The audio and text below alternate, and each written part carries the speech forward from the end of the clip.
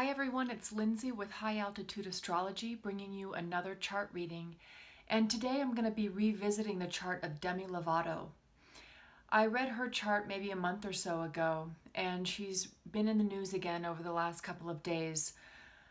Unfortunately, she had a drug overdose experience, and it's very sad for anybody going through this, but for her in particular because she struggled for a long time with addiction issues, and it was a shock to a lot of people that this occurred, although it was reported that people in her close circles saw some warning signs recently, and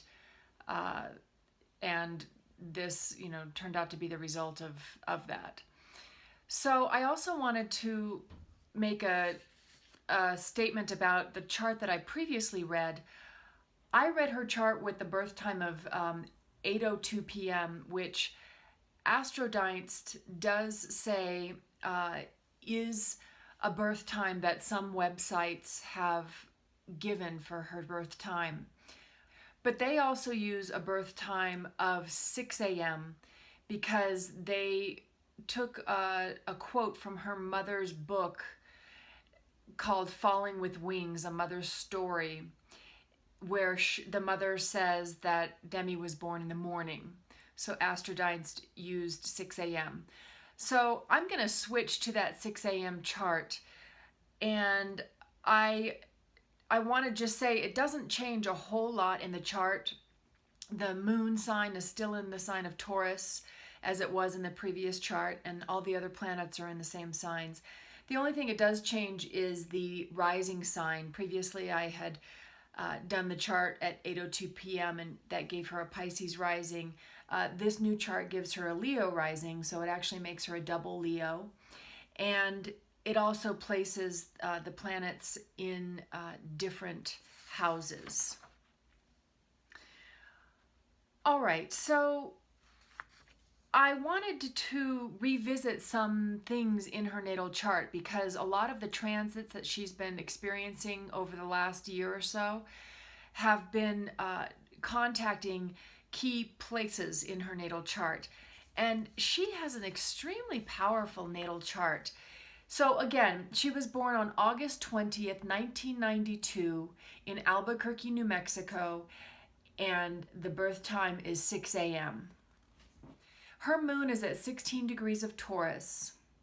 It opposes Pluto at 20 degrees of Scorpio. The moon squares Saturn at 14 degrees of Aquarius, and the moon squares Chiron at 15 degrees of Leo. Moon in Taurus. Moon in Taurus is our habits. It's our past, where we've come from, how we've been nurtured, and how we nurture others in our life. It's the lunar feminine energy. And hers is in Taurus. Taurus has to do with it's the first earth sign. It has to do with a security and dealing in the material world. It has to do with our value and our worth. So her lunar expression, or her emotional, sensitive, intuitive self, expresses itself in this very earthy, practical way. It may desire comforts, it may desire security in order for it to feel nurtured, in order for it to feel secure. Now that moon opposes Pluto in Scorpio. Pluto in Scorpio, well, it's comfortable in Scorpio because Pluto rules the sign of Scorpio. But when you've got, so Pluto in Scorpio deals with deep transformative energy, death and regeneration. It takes us deep into our unconscious and reveals what's there and allows us to become free of it, ultimately, of its control. But when the moon opposes Pluto, there's something going on between the emotional expression, the intuitive, nurturing expression in that fixed sign of Taurus, opposing Pluto, the energy of death and transformation and wanting to get to the bottom of things. What this can do is really bring about very deep feelings, and very passionate feelings. Pluto is all about our passion, and it can bring somebody who perhaps is very attached to the way that they feel, and has a hard time, letting go of maybe habits that relate to wanting, material security, or just in general our habits, because that's what the moon's symbolic of as well. It can just be hard perhaps to break our habits at times, but Pluto is there to help us ultimately do that. And then of course, because it's an opposition, this brings in the energy of the other, or relationships. The opposition energy plays itself out in our experience with others. So it means that some of her experiences can be, very intense on an emotional level with other people. It can mean that this has played itself out with her mother in particular, because the moon is the symbol of the mother in our life. The moon squares Saturn at 14 degrees of Aquarius. And in general, moon Saturn, because moon again deals with our emotions and our feelings and our sense of security, how we respond to the world intuitively. But Saturn is contraction, limitation. It's this energy of like work and effort. It's not connected to the emotions at all, really. It's more about creating foundation and structure in our life. So when the moon and Saturn combined in the square connection, this can bring up sometimes the feeling of not being able to express ourselves emotionally, or it might just bring some sort of heaviness to our emotional expression, or to our general kind of daily mood. It can kind of make us feel like maybe we look at the dark side a lot, or we don't see the bright side. It just brings a heaviness. And again, this can be indicative of some sort of relationship, not only with the mother, but also with the mother and the father, because in astrology, there's a few planets that symbolize the father, and one of them is Saturn. And then, of course, the moon being mother. So this could symbolize something, a strain in the relationship between the mother and the father. And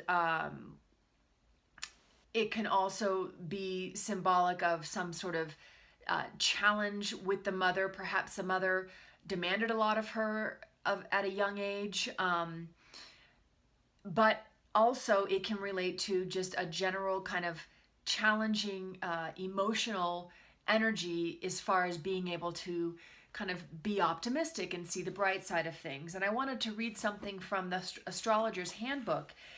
And this describes the moon squared Saturn. It says it generates a condition of melancholia and unhappiness.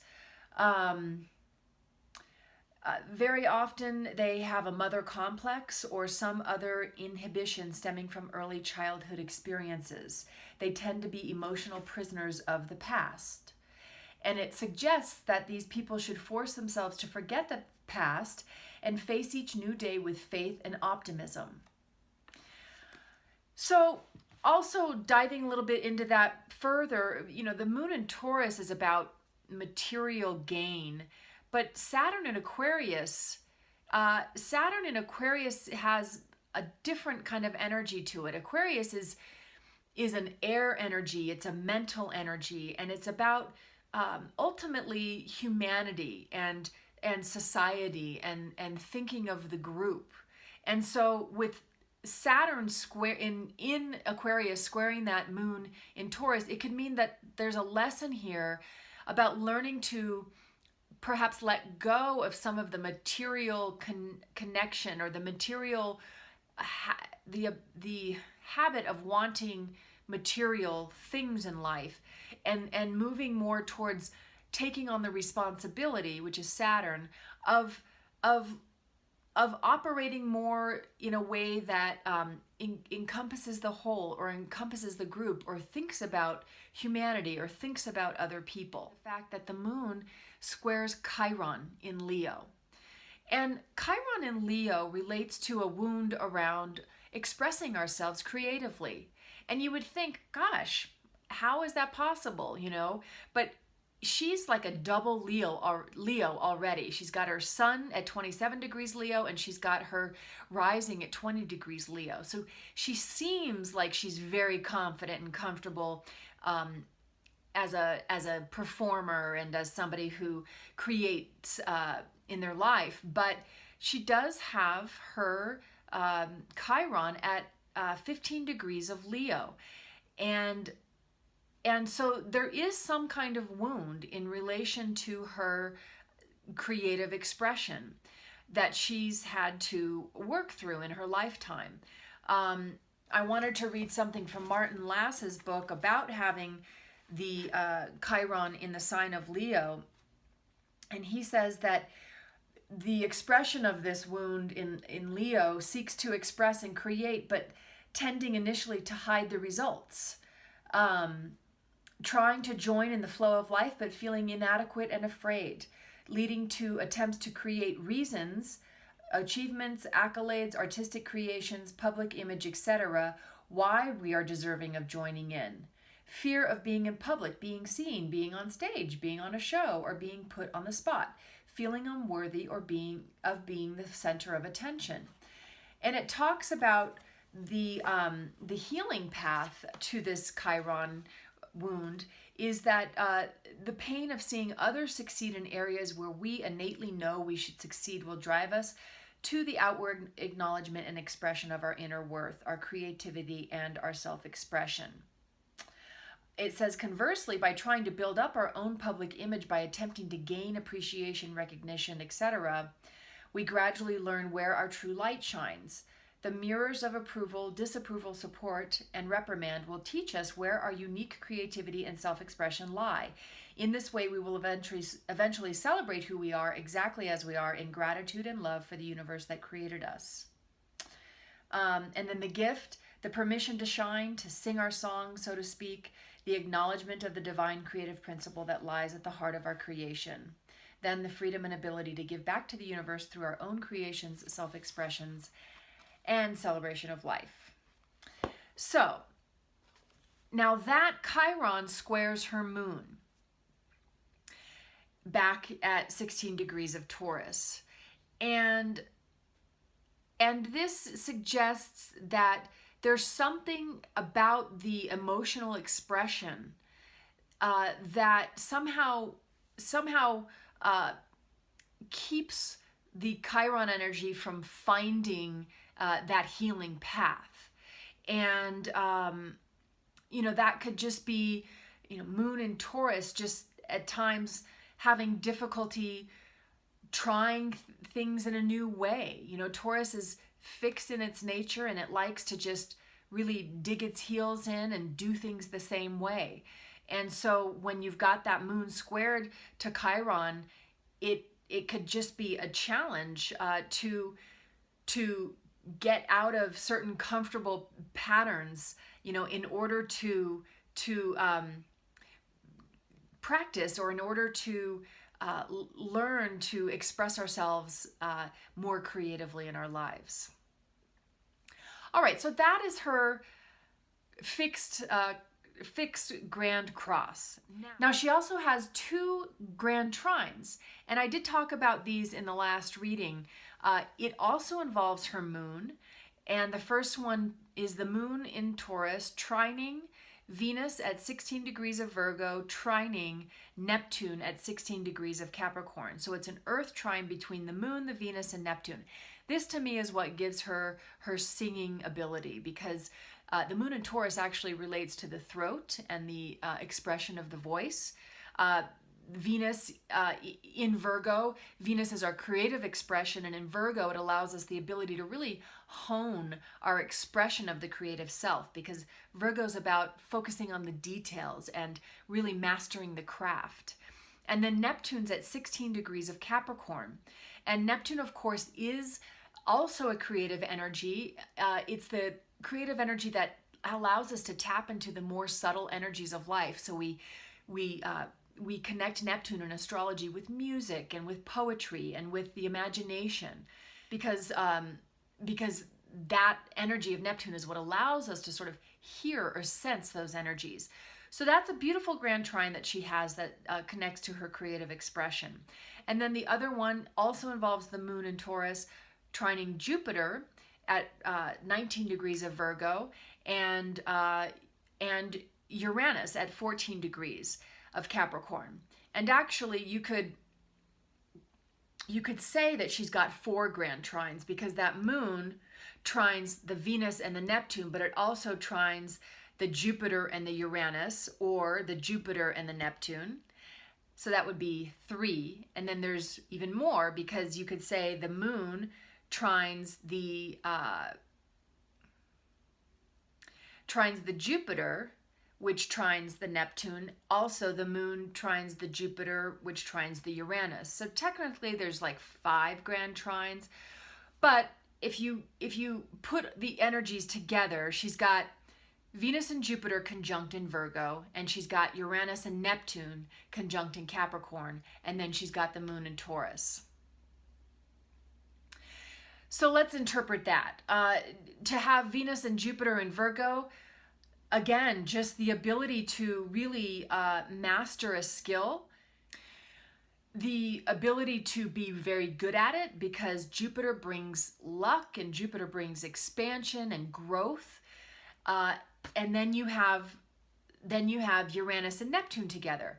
Neptune, again, being that imaginative energy, but also Uranus being insightful. Uranus brings us insight and understanding in sort of these unusual ways, intuitively, but also, through just kind of all of a sudden thinking, oh, maybe I'll try something this way.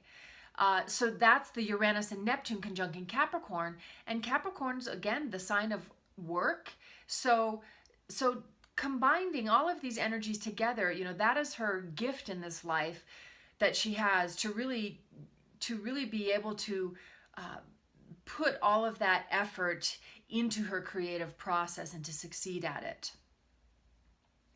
Now, the last part I want to talk about before I get to her transits right now is that Neptune and Uranus conjunct in Capricorn, and that Venus and Jupiter conjunct in Virgo sextile that Pluto that opposes her moon. And this is what is called the kite. And the Pluto takes on a significant role in the chart, because it is in a tense position with the opposition from the moon, but that moon trines those other energies, which then sextile the Pluto. So the Pluto becomes essentially an outlet for some of the strained energy, because the Pluto is involved in that fixed grand cross. It too becomes an apex for the tension of that energy. And when I say apex, what I mean is that that's the part of her chart that really provides the key to a lot of her challenges. And it's Pluto in Scorpio. And if you have followed her at all in her life, she is definitely somebody who has had to face a lot of her demons continuously. But that is her path forward. And thankfully, she knows this about herself, and she will get back on track. And I just want to take a moment to, send out a thought and a prayer for her healing, because it's hard enough to go through these kinds of struggles, but to do it in the public eye brings so much more attention to your process, which I imagine makes it even that much more difficult to really face what needs to be faced. I mean, there's got to be a lot of shame and a lot of guilt, but you've got to get back up and dust yourself off and try again. That's what you have to do. And she's definitely capable of it. with that Pluto and Scorpio energy in such a strong position in her chart. And I also want to say that natally, her Pluto squares her sun. Her sun's at 27 degrees of Leo and her Pluto's at 20 degrees of Scorpio. And this is just a challenging energy because it's challenging, but ultimately can produce results. That's what the squares do, because we constantly have to face that square energy until we go, oh, okay, I've got to do it differently. I can't keep, doing the same pattern over and over again. Well, you can, but what happens is you keep doing it, and then eventually you're like, okay, maybe I'll try it differently because it's not working this way. And to have the Sun squared Pluto in your chart is another indication of somebody who is going to experience intensity, and they're going to, the sun is the creative self and how you shine. It's your ego, and Pluto is like going into the depths of our unconscious and revealing what's there and transforming it. But these two energies square, it's like they have a hard time operating together. The sun in Leo wants to look like they have no problems in the world. They're always radiating their energy out. They're shining. They're on stage. They're making others feel good and feel recognized and noticed, and they love being recognized and noticed themselves. But Pluto in Scorpio is like, I don't care who you are going to look at your shit, and you're going to keep looking at your shit until I'm satisfied with it, and these energies square in her chart. So it's like this, constant sort of like having to figure out how to be able to express both energies in your life. And one thing that the Astrologer's Handbook says is that when people with Sun squared Pluto are having difficulty facing their own need to transform, sometimes they can become forceful and domineering because they desire to, they project that energy and they desire to make other people over. And that instead their desire to transform should be turned inward. And we know that she's capable of that because she has definitely, turned the spotlight on herself for many years in her life. Okay, time to move on to her current transits, because that's really what's setting off a lot of what has been going on for her. And if you don't know any of the details, from what I've understood, she basically overdosed, and they're not quite sure what it was from, but she was revived with Narcan and taken to the hospital. And basically she had been pulling away from people who helped her maintain her sobriety over the last few months, and there were warning signs from people who knew her that she was kind of slipping back into some of her addictive tendencies. And in fact, she had just come out with a new song that stated that she hadn't been sober for the 6 years that she had claimed she was. And it sounds like more recently she had been, not sober.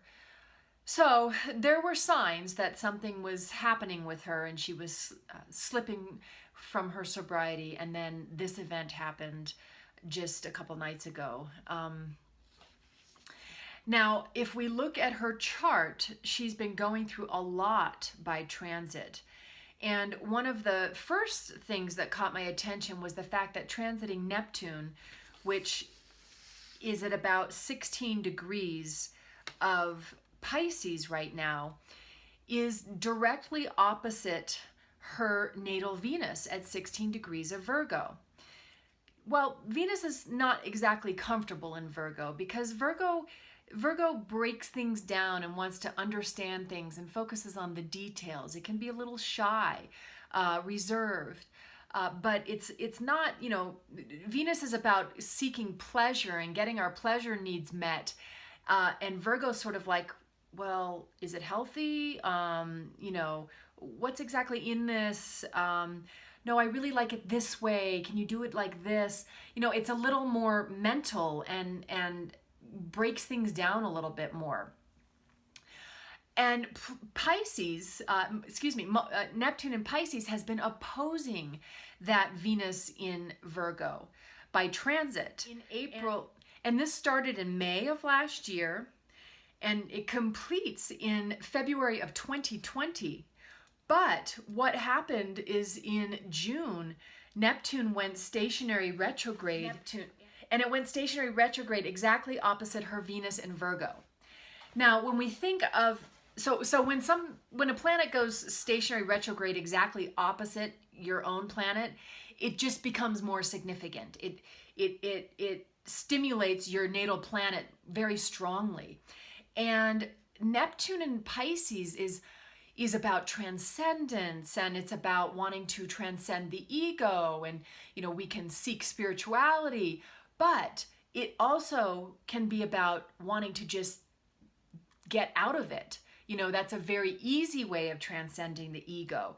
So I would imagine somebody, especially like herself, with not only that Venus in Virgo, but it's conjunct Jupiter. So Jupiter just makes everything bigger, so her desire to fulfill her pleasures, Venus, is next to Jupiter. That energy was being set off by the transit from Neptune in opposition. Plus, her natal Venus is also squared her Mars in Gemini exactly. And Venus, her Mars in Gemini is at 16, and her Venus again is at 16 of Virgo.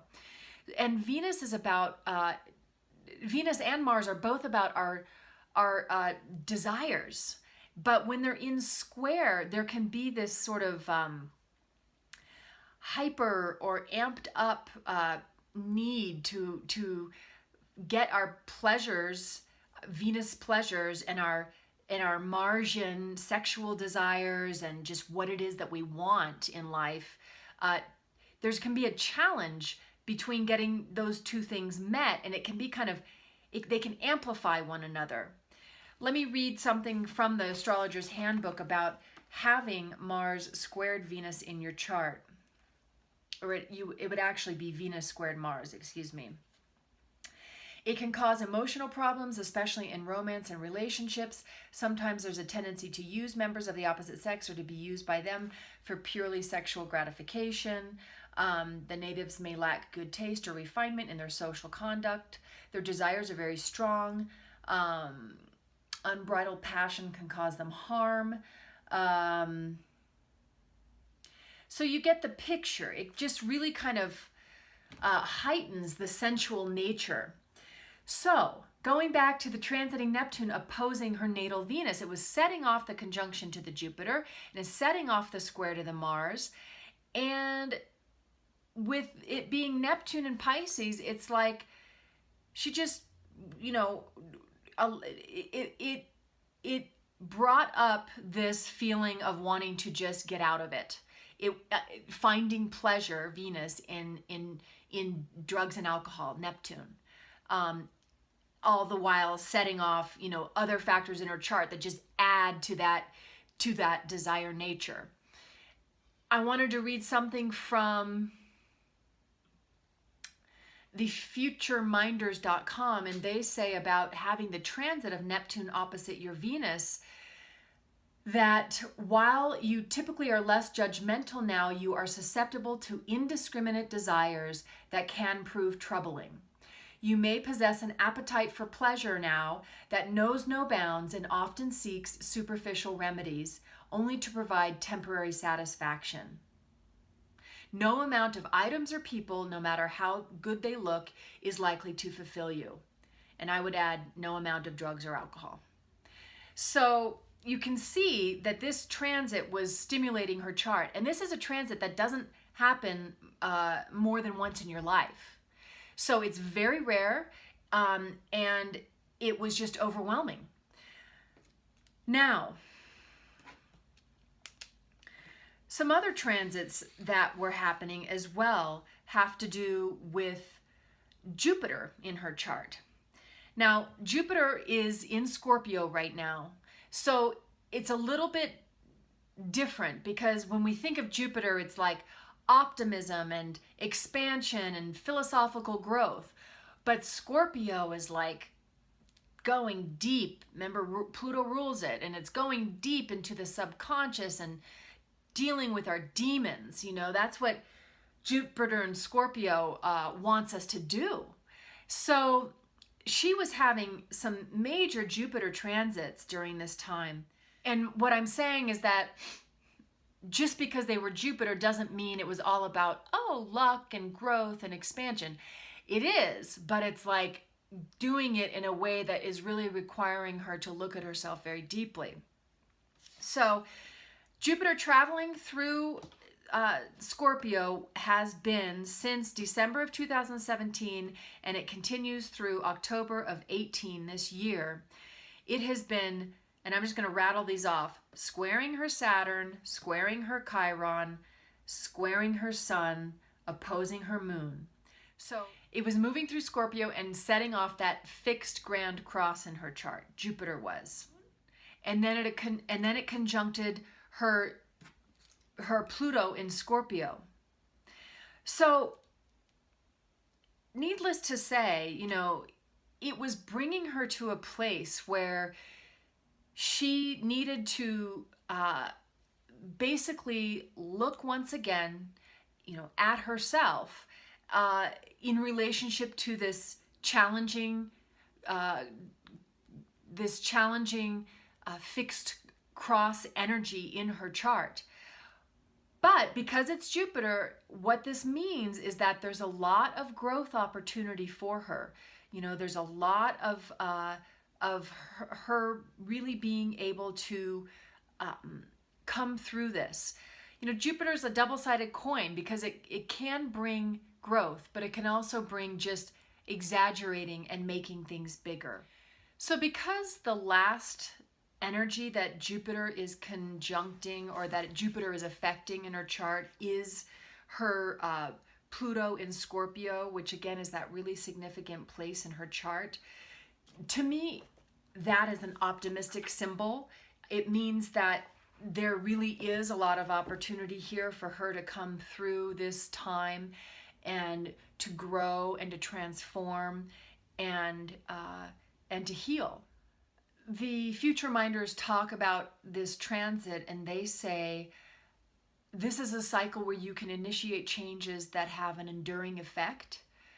You may have experiences that leave an indelible impression upon you and serve as a catalyst for taking steps, even extreme measures, to transform what has outlived its usefulness.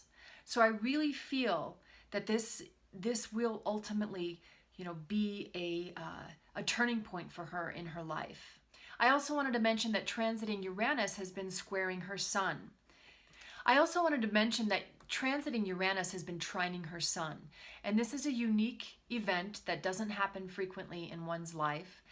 And it's a symbol of change too, but positive change, because Uranus is ultimately wanting us to wake up and see things in a new way in order to help us you know, grow and be on an evolutionary path. And this has been Uranus in Aries, because even though Uranus is in Taurus now, it was in Aries, and it will retrograde back into Aries, and one more time it will trine her Sun. So this has been happening for her since March of 2018, and it will complete in February of 2019. But Uranus in Aries is about like waking up to our self, to our creative. It's more like our ability to assert ourselves, because that's what Aries is all about. It's the ram, you know, it's a fire energy, it's spring bursting forth.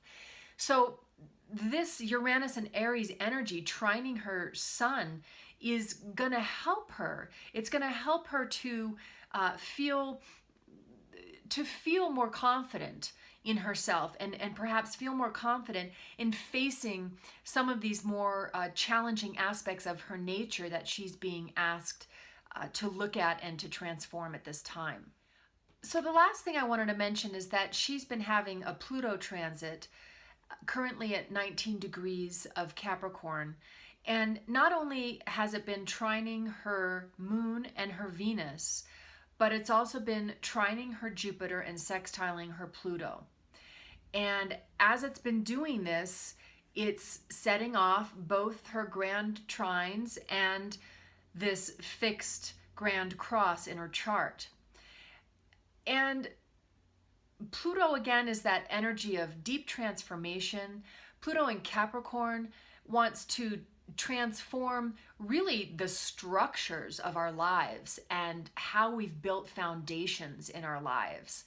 And it wants to really take us deep into a connection with our authenticity ultimately. And this energy has been making some very nice harmonious angles to her loving nature, to her feminine, lunar, emotional, responsive nature. It's probably helping her and will continue to help her clear things out for herself. And, around, because it brings power. Pluto brings power. So it's going to help her feel more deeply connected to what it is that does bring her pleasure. And Venus in Virgo, again, that is focusing our pleasures on what brings health into our life. So this could be a very powerful time where she reconnects with that within herself. It can be a powerful time where she reconnects with her emotional, intuitive, feminine self, where she really knows what she feels and is able to powerfully stand in those feelings for herself. And then with it ultimately trining the Jupiter during this time, and this is all going to be happening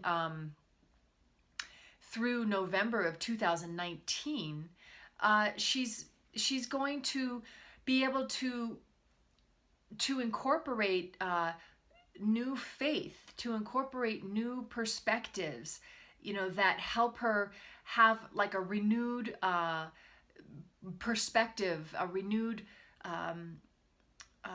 structure for her faith and for moving forward in life.